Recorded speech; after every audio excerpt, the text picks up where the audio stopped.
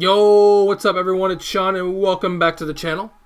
And as you guys can see by the title of the video, for the first time in the year 2021, I am bringing you guys one of my favorite videos that I like to do here on a weekly basis.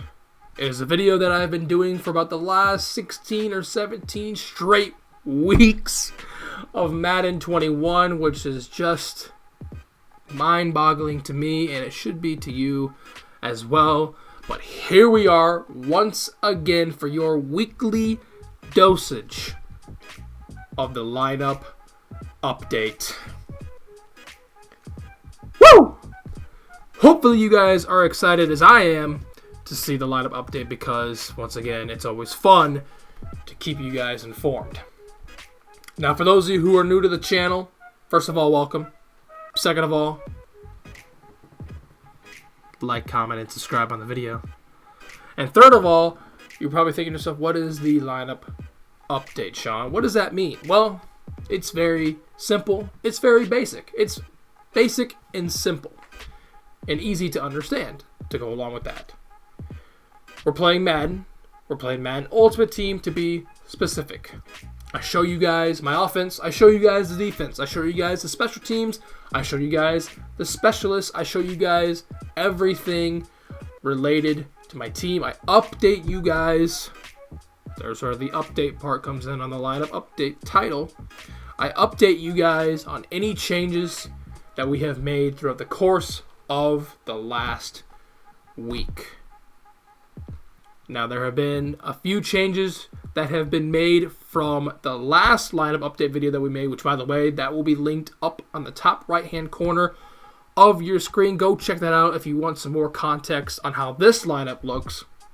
And also, if you want to see this lineup go to war, to battle, check out Weekend League Chronicles, which is live on the channel as we speak. Episode number 16. I just posted it yesterday. That will also be linked on the top right hand corner of your screen if it has not already.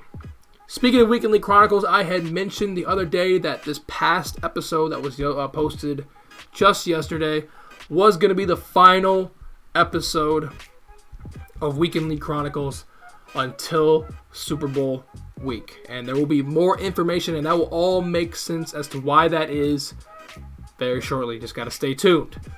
The lineup update video, though, this video will continue on because it's not as much work. It's not as much, manpower goes into like editing it compared to Weekend League Chronicles, where there is multiple hours of editing that goes into each one of those videos. So, just wanted to remind you guys about that. I tweeted that out a couple days ago, but just wanted to remind you guys. And by the way, on Twitter, I am on Twitter. Go follow me over there. Link down below in the description. So without further ado, let's not waste any more of your guys' time. Let's go ahead and show you the lineup and update you guys on any of the changes that we have made from the previous lineup update. So, here we are. We're still a 95 overall on both sides of the ball, offense and defense, which is really cool. There's already teams that are, I think, like 97 overall, which is pretty wild, but I like to consider myself to have a really, really good team. We are still rocking the 25 Raiders, 25 49ers theme team. That has not changed ever since I implemented it into my team, what feels like forever ago. It is still what we are rocking with here on my team. Theme teams have totally taken over Madden. So many theme teams are out there. So many really good theme teams are out there. I am still rocking with the half split between the Niners and the Raiders. So, let's start things off here with the offense. I'll show you guys the players. Most importantly, I will show you guys how I build the team with the abilities and all that good stuff. And then we'll go to defense, and I'll show you the exact same thing and explain the exact same things. So, without further ado, let's start off first with the Hosses up front, the offensive line. The cast of characters here, the players, have not changed. We still have Covert, Stitchcomb, Jason Kelsey, Big Larry Allen, and Ryan Ramczyk. Now, they just dropped a new wave of campus hero cards, which really kind of shocked the heck out of a lot of us, including myself, yesterday. They dropped like over 20 of them, I think. One of those players is a right tackle who used to play for the Raiders. So we might pick him up. But the price that he's at right now, which is around $300K, I don't think for that price it's really worth it at the moment. And I honestly don't need him. It's not a necessity. It would be more of just I want him more than anything. So Ryan Ramczyk is still going to be our right tackle for the time being, but we could potentially change this during this weekend league that I'm playing right now. Now, I actually am still going to be playing weekend league games. I'm still going to be playing all 25 games this week and next week and the following week, but there just will not be any weekend league chronicles. I'll still be recording all the games as well, just in case one game is really good and I maybe want to upload it to YouTube and show you guys. So I just wanted to point that out. All right. So now moving on to these skill position players, which you guys care about more. Starting off here with tight end, we have a new tight end added to the list here, added to the mix.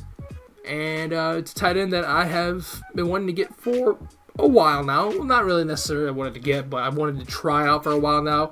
He's a very popular tight end, mostly because he's really good. And his name is Chris Cooley. Chris Cooley used to play for the then Washington Redskins. I think he played for like 8 seasons for them as well. And he only played for them, so shout out to Chris Cooley. As I take a sip of my Bang Cherry Blade Lemonade. Absolutely cracked energy drink. But anyways, the main reason why we got him was because George Kittle was our tight end before. We still have him on the team, as you guys saw. But I don't know. I don't think Kittle is really the move. Been seeing a lot of great things from Chris Cooley. Chris Cooley is really good, so we're going to go ahead. We bought him. We only got him for like $100K too, so it was a really, really not very expensive purchase whatsoever to get one of the best tight ends in the game. Now, he is a possession archetype tight end, just like George Kittle. So he gets the tight end apprentice for 1 ability point, which is really big, which is really huge. So that's kind of the reason why he is still one of the best tight ends in the game, is because he gets this ability for 1 AP. Whereas a lot of the other really good tight ends as well, they get it for 2. So let's take a look here at his stats. Now his stats aren't much different than George Kittle. As you see, he has 91 speed. He hits the short and medium route running thresholds. Medium is good because that's going to make him run routes on, especially posts and crossers. He's going to run the routes as smoothly as they can possibly be ran, which is pretty much all you need out of a tight end at this point, is for them to be able to have good speed and to have good medium route running. So we're going to give him some burn. We're going to I haven't used him yet. I haven't played with him yet. Pause. We're going to give him some reps here. If he balls out, we're going to keep going with him.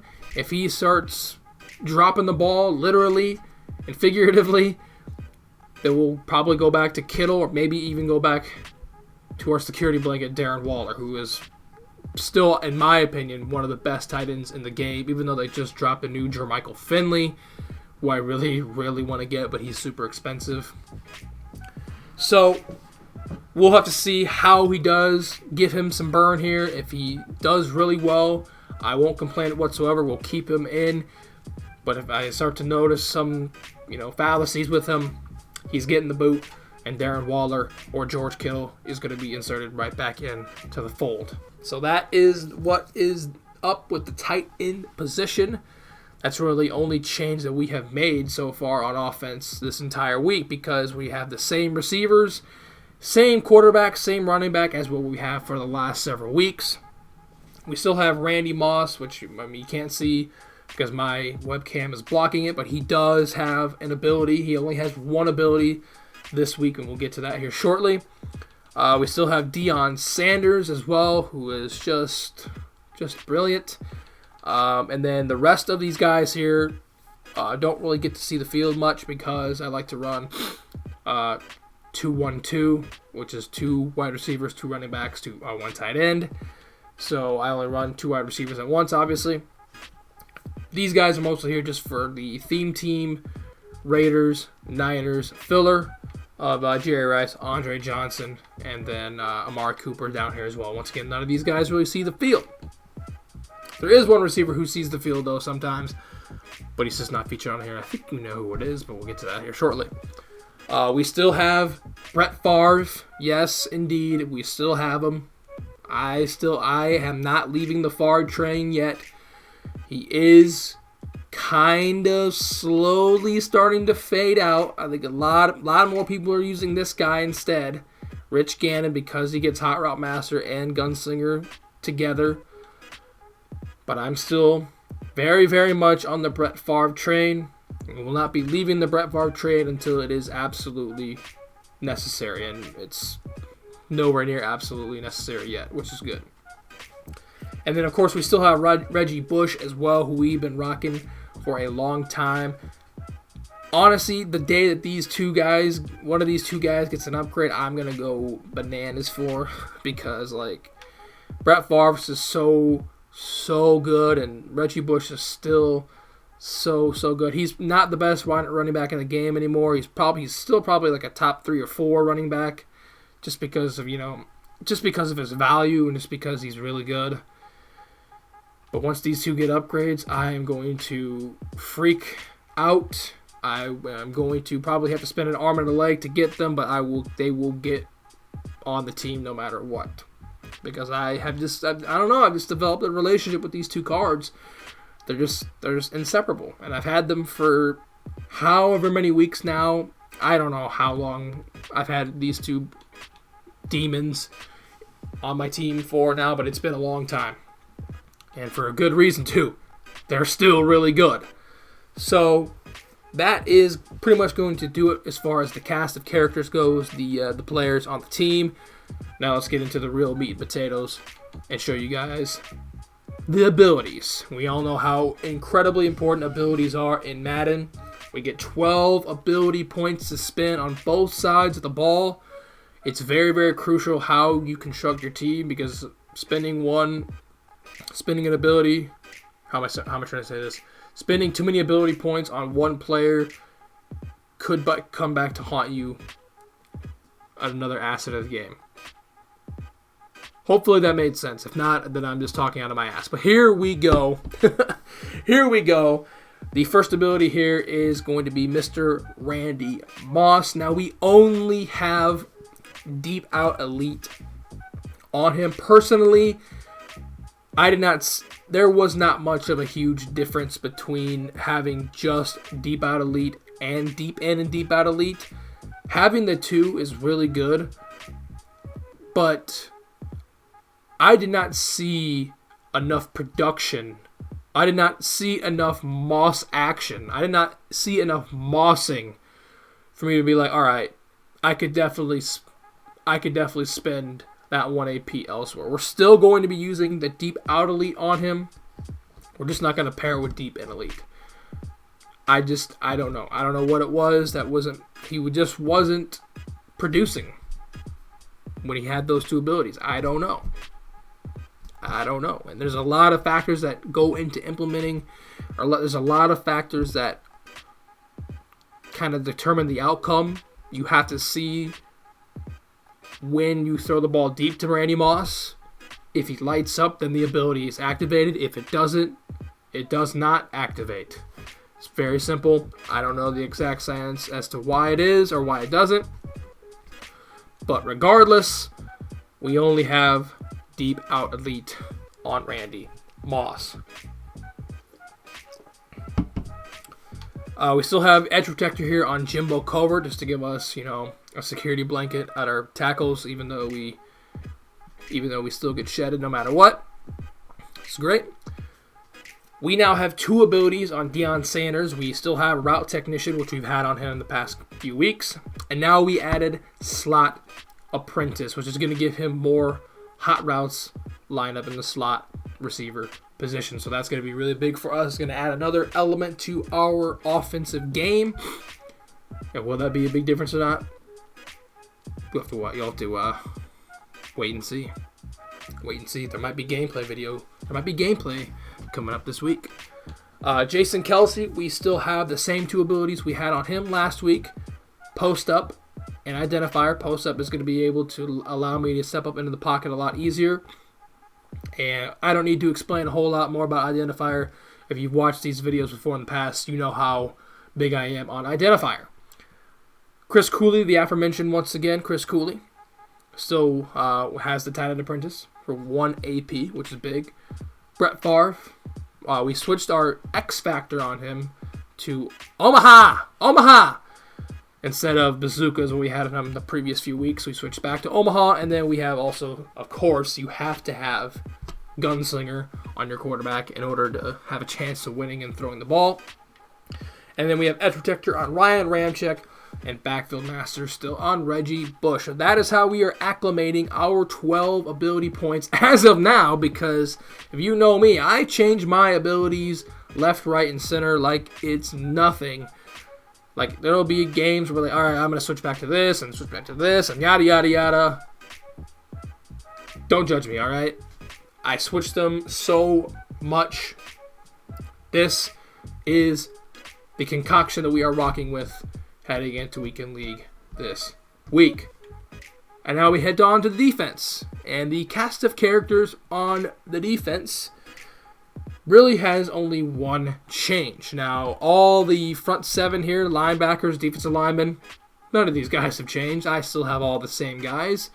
The only ones that really see the field, though, of these linebackers and D linemen are Ted Hendricks, Ricky Jackson, and Leroy Selman. That's it. Those are the only 3 that see the field. That is it. No one else sees the field. Everyone else is just there, mostly for theme team purposes. Now we go to the secondary, where the secondary is, on our team, the meat potatoes. We are rocking with Troy Vincent, and you cannot see, but he does have an ability, but we'll get to abilities here on defense soon. Rod Woodson, he is now transitioned. We are moving Rod Woodson strictly to the slot CB position. And I think that might be the move permanently for us. Well, not permanently, but for a while. So Rod Woodson is in the slot. Charles Woodson is going to be playing outside corner along with Troy Vincent. We still have Deion Sanders here. Still do not have his full upgrade. Still don't need his full upgrade, so that's why we have just his powered up version. And then we have a new cornerback, and he is one of the new campus heroes that just came out yesterday, which for yesterday for you guys is Thursday because I'm recording this on Thursday, so yesterday for me is Wednesday. Yeah. D'Angelo Hall. D'Angelo Hall is the newest addition to the team, and the main reason why is because he gets that Raiders Kim, baby. He used to play for the Raiders. He also used to play for Washington and Atlanta as well. So that is why we got D'Angelo Hall. D Hall always seems to get a really good card in MUT every single year. Now, as you can see, his archetype is zone, which means he gets the mid-zone KO ability for 1 AP. And once again, can't go into the super secret sauce of mid-zone KO, but he gets it for 1 AP, so that's kind of the main reason why we have him on the team. And because, I didn't even show you his stats. We're going to show you his stats here real quick. Silly goose. There are his stats. 97 speed, very fast. 99 play rec, 95 man, 99 zone, he is going to be playing safety for us because he has very low press. If he had way better press, I'd consider playing him on the outside, but we're going to play him at the safety position. So that is D'Angelo Hall. So cool that they added him back into the game. Up to safeties here, we still have Sean Taylor, who is goated. We still have Eddie Jackson. We got rid of Steve Atwater, who I think only played for 1 weekend on our team. Honestly, was not a huge fan. I just felt like he was kind of sluggish in a way, I guess. I don't know. But we don't have him on the team anymore. We also don't have... Oh, yeah, we also got rid of Night Train Lane, sadly. The Night Train Lane is not on the team anymore, sadly. He will be back on the team, though, one day, for sure. He will be back. But he is no longer on the team, which is kind of sad, because I love Night Train Lane. I loved saying dick pics every weekend, I feel like, and he would get a pick every weekend. I would say it would be a dick pic. So that is kind of sad, but he was starting to become a little bit outdated, a little bit outphased by some of these insanely fast cornerbacks. So we had to make the tough decision and cut him. All right, now we move on from the sob story. Now we go on to the real business here, and that is the abilities. Now you guys can see we don't have the entirety of our defense filled out yet. We still have 2 AP that we could spend. I don't know how I'm going to spend it yet. And I probably should have figured that out before the video, but here we are. I only have 10 AP of my 12 selected on defense. So I can do 2 AP on whatever. I can do 1 AP on someone else, and then 1 AP on another player. I don't know what I'm going to do yet. I'm going to have to think about that and make a decision soon before we start playing. So, as you guys can see, the first cornerback, or the first player with abilities here, is Rod Woodson. We put 1 step ahead on him. We have Acrobat on him as well. Basically saying good luck trying to throw at him, because he is going to just bag the living piss out of anyone that he is covering. And if you want to throw at him, I dare you to throw at him, because he's going to be in man coverage most of the time, if not all the time. So that is the reason why we put 1 step ahead on him in the slot, which I think will really benefit him. If it is not benefiting him, and if it's not really playing out how I would like, then we'll just take it off, and we'll have no 1 step ahead on him, but we're going to use it going into this weekend league. So yeah, 1 step ahead Acrobat on Rod Woodson. Other than that, we're spending 1 AP on pretty much everything else. Acrobat on Charles Woodson. Mid-zone KO on Sean Taylor. I might switch this because I am going to be using him / not using him. A mid-zone KO on Troy Vincent, D'Angelo Hall, and Eddie Jackson, and then Acrobat here on Deion Sanders. So that is 10 of my AP spent on pretty much everyone in the secondary. Once again, I don't know what I'm going to do yet with the other 2 AP that I have to spend, but I will keep you guys informed. I'll probably keep you guys informed if I drop a gameplay video in the next day or 2. We'll have to wait and see, but that is going to wrap things up for the ability side on defense. Once again, if you guys have any questions or comments, or there's any concerns or whatever about my team and how I constructed and all that good stuff, don't be hesitant. Just leave it down below in the comments, and I will get back to you. Special teams, we still have Tyler Bass with focus kicker, which gives him the slower kicking meter. Then Deion Sanders as our kickoff returner. Here are our specialists, where we hide Montez Sweat, who is a vital part of our defense. And then we have Tyreek Hill, who was that player I was mentioning earlier, who we couldn't have in our main roster. We have him hiding back here at the slot receiver position, even though he does not get as much burn as he did before. He is still chilling back here at the slot receiver position.